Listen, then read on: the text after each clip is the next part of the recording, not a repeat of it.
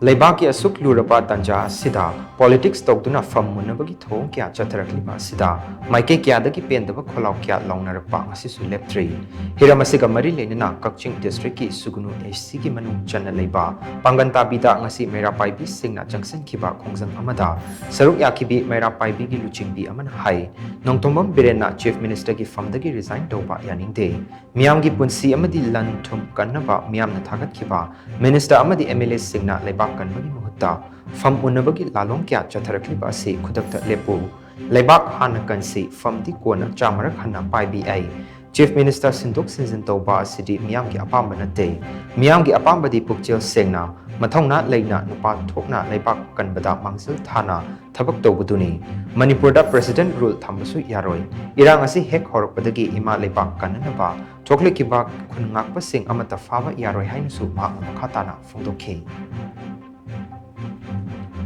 Isiraba tanja asida sem birena Phamdagi resign toba yaningde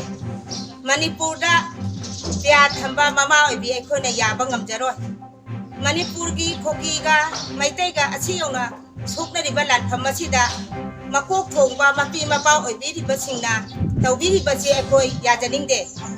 apunba oina ekhoina maira paibi Pangantabi na haijariba si Aikoigi asi yauna tanja luraba tanja asida sem birena Pham thadokpa aikoi yaningde